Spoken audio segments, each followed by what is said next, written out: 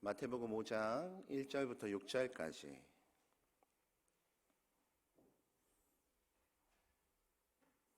우리 한 목소리로 함께 읽도록 하겠습니다. 시작.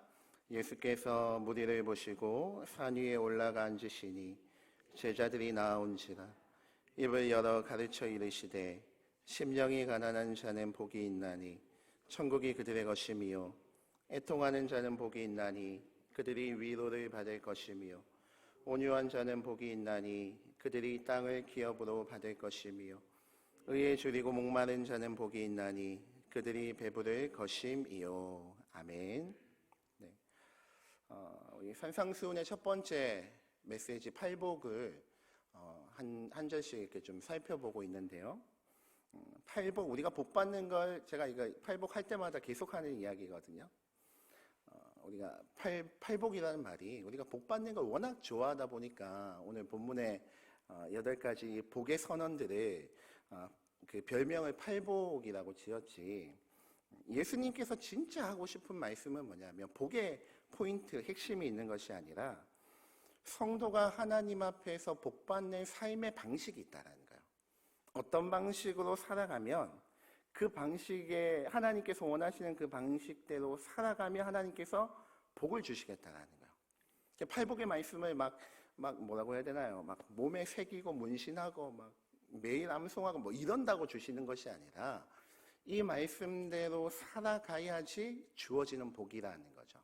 오늘은 그 팔복의 네 번째 말씀 6절인데요. 의에 줄이고 목마른 자는 복이 있나니 그들이 배부를 것임이요. 오늘은 이 중에서도 이 전체를 제가 아무리 시간을 계산해봐도 다 설교할 수가 없을 것 같아요. 그래서 이 팔복의 6번째 중에 의에 줄이고 목마른 자라고 할 때 의가 무엇인가? 우리가 받게 되어지는 이 의의 정체는 무엇인가? 요거 하나만 좀 살펴보고 의에 줄이고 목마르다라는 것은 다음번에 제가 설교할 때 한번 나누도록 하겠습니다. 그래서 오늘은 의가 뭔지 그냥 굉장히 어려운 이야기거든요. 조직 신학적인 좀 설명이 필요하기 때문에 잘할 수 있을지 모르겠어요. 근데 아자아자 화이팅 한번 잘해볼게요. 한번 잘해볼 테니까 함께 이 영광스러운 교리의 아름다움 속으로 우리가 한번 같이 들어갔으면 좋겠는데요.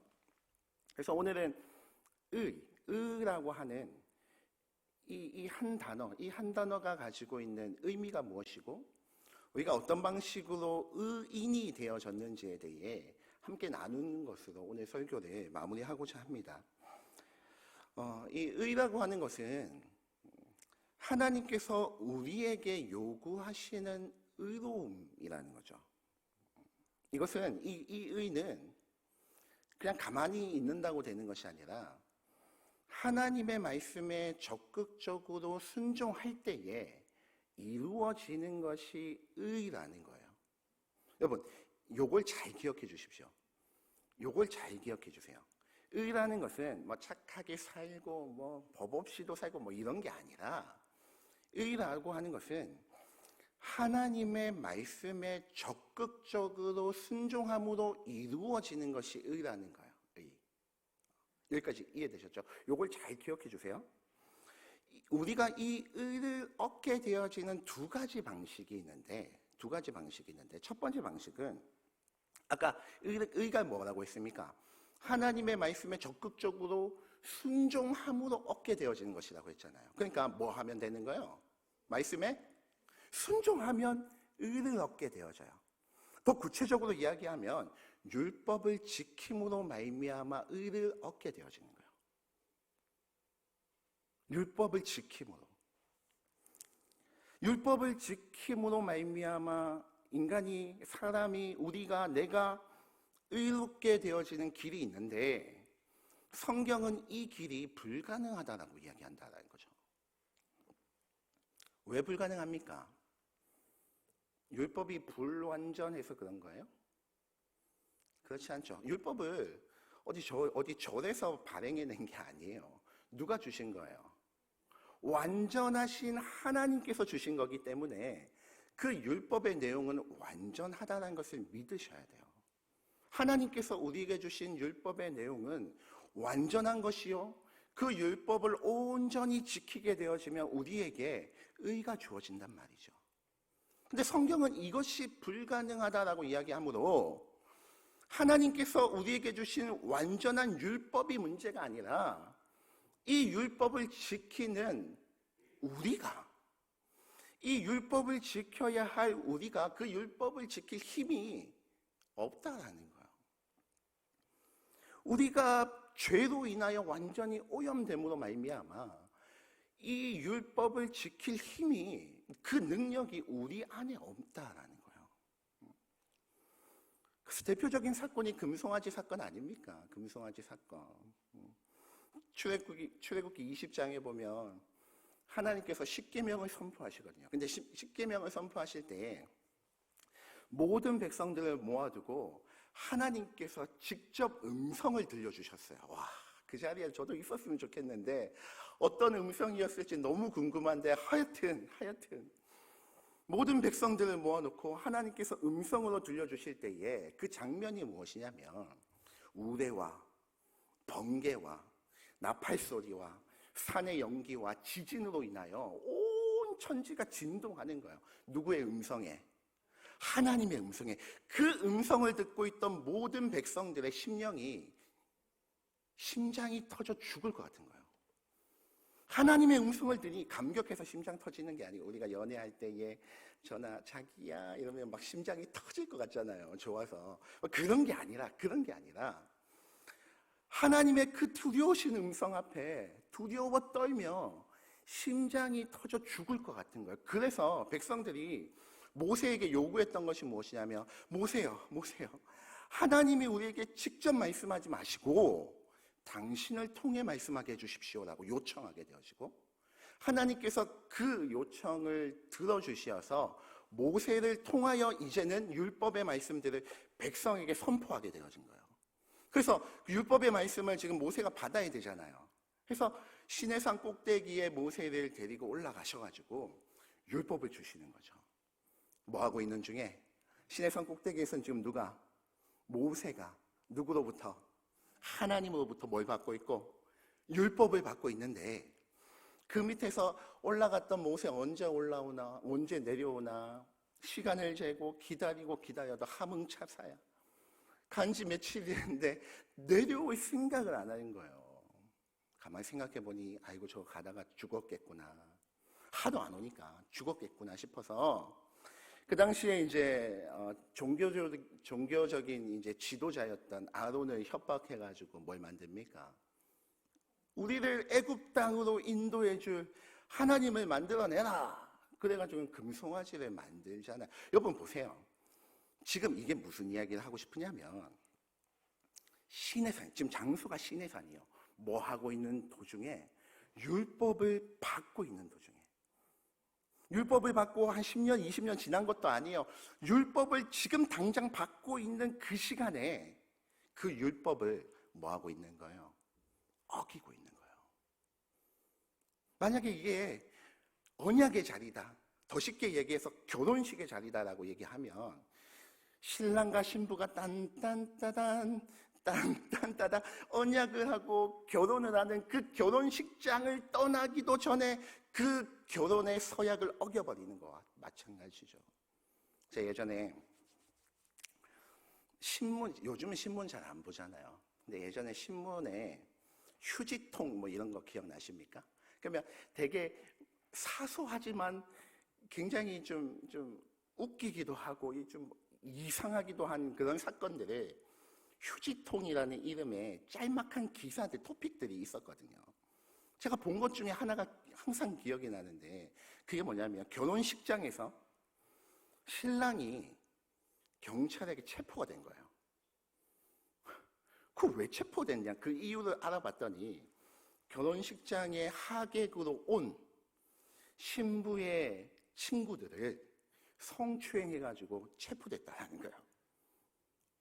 어디를 떠나기도 전에, 결혼식장을 떠나기도 전에 결혼의 서약을 하는 그 장소를 떠나기도 전에 그 서약을 어기고 있는 신랑의 모습이 누구의 모습이냐면 우리의 모습이라는 거예요. 하나님과 언약하고 있는 그 장소, 시내 산을 떠나기도 전에 그 언약을 어겨버리는 모습.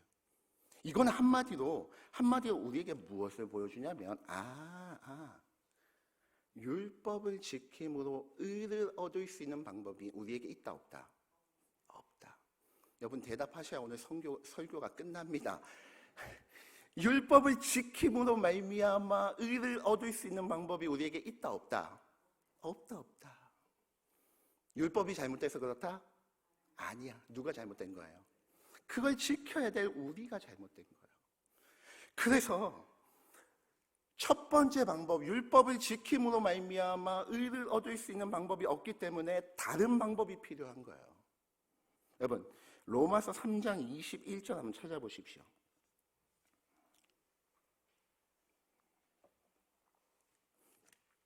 로마서 3장 21절. 로마서 3장 21절. 제가 읽으면서 좀 설명해 드릴게요. 이제는 율법 외라는 게 무슨 말입니까? 첫 번째 율법을 지킴으로 말미암아 의를 얻을 수 있는 방법이 없으니 율법 외에 율법을 제외하고 다른 하나님의 한 의가 나타났으니 하나님의 의를 받는 다른 방법이 우리에게 나타났는데 율법과 선지자들에게 증거를 받 이건 그냥 갑자기 주어진 것이 아니라 구약 성경을 통해 이미 예언된 것이다. 그 방법이 뭔데요? 22절에 곧 예수 그리스도를 믿음으로 말미암아 예수 그리스도를 믿음으로 말미암아 우리에게 주어지는 하나님의 의니 차별이 없다. 할렐루야. 두 번째 방법이 우리에게 주어졌는데 그 방법이 뭐냐면 예수 그리스도를 믿음으로 말미암아 주어진 의라는 거예요. 여러분 이쯤에서 저는 여러분에게 십자가 위에서의 위대한 교환이라는 이 영광스러운 교리에 대해 함께 나누고 싶은데요. 여러분 우리는 예수 그리스도의 십자가를 딱 생각할 때 너무 단편적으로 생각하는 경향이 있어요. 십자가를 단순히 죄사함의 용도로 바라본다라는 거예요. 죄사함. 물론 십자가를 통해 우리의 죄사함 받게 된 거 맞죠? 이것만으로도 놀라운 은혜인데 그러나 십자가는 단순히 우리의 죄를 용서한 것에 그치지 않아요. 놀랍지 않습니까? 여러분 십자가는 죄인이 죄사함을 받아 의인이 되어지는 사건이에요. 그게 십자가의 사건이에요. 제가 단순하게 한번 질문 한번 해볼 테니까 한번 생각해 보십시오. 죄인이 십자가를 통해 죄사함을 받으면 의인이 됩니까? 자, 물 한 잔 마실 동안 생각해 보세요. 다시요.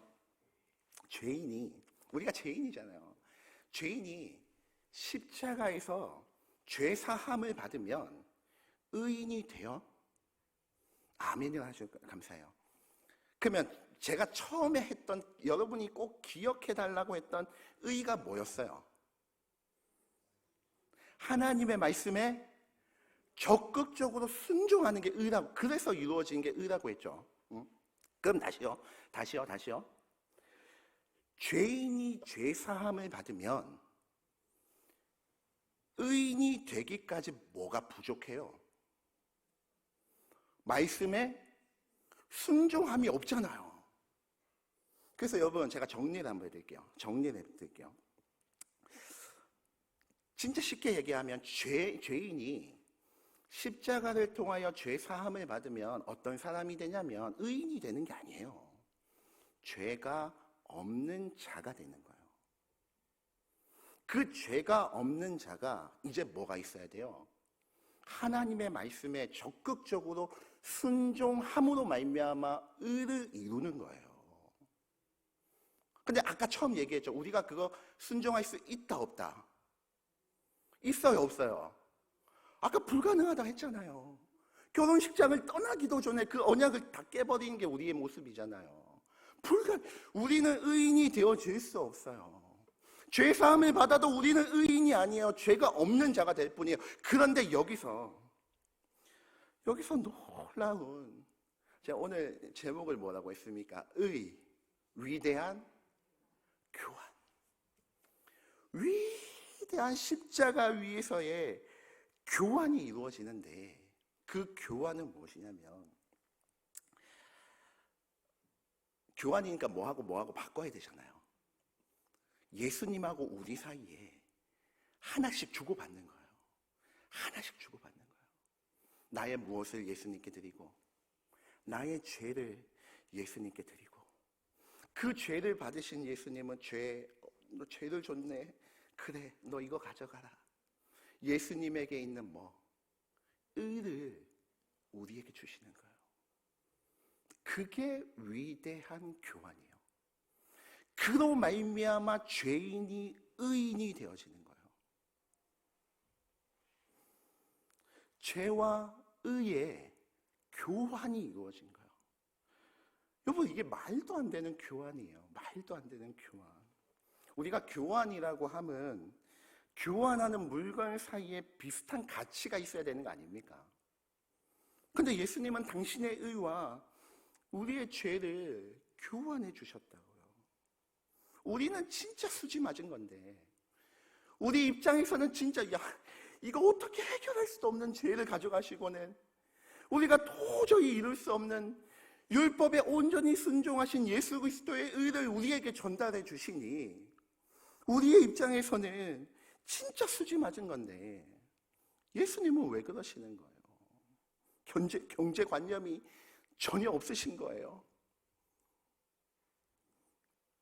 그게 우리를 향한 예수님의 사랑인 줄 믿습니다. 그래서 이것을 있잖아요. 위대한 교환이라고 부르고, 그것을 칭의라고 부르는 거예요. 칭의. 여러분, 이 개념을 마음속에 좀 새기죠. 십자가는 단순히 우리 죄 사함의 장소뿐만 아니라 예수 그리스도의 의로 우리가 덧입는 장소예요. 그래서 십자가를 볼 때 내 죄를 용서해 주셨어. 맞아요. 근데 거기서 멈추면 안 돼요. 이제 여러분들 십자가를 보실 때마다 위대한 교환. 우리는 땡 잡았지. 우리는 수지 받았지. 근데 예수님은 왜 그거 바꿔주시나? 위대한 교환이 십자가에서 이루어진 줄로 믿습니다. 그래서 우리를 의인이라고 부를 때에는, 이 의는 우리가 선하고 착하고 법 없이도 살 수 있는 그런 자가 되었기 때문에 그렇게 부르는 거 절대 아니죠. 내 의가 아니라 교환되어진 의인 거예요. 나의 뭐하고 교환하셨어요? 죄하고 교환하셨어요. 여러분 바꿀랍니까? 그거 바꿀라면 누가 바꿔요? 안 바꿔요. 사랑하시니까, 우리를 용납하시니까 그거 바꿔주시는 거예요. 내 공로가 없습니다. 잘난 체 할 거 아무것도 없어요. 우리가 구원받은 거 모두 하나님의 은혜인 줄 믿습니다.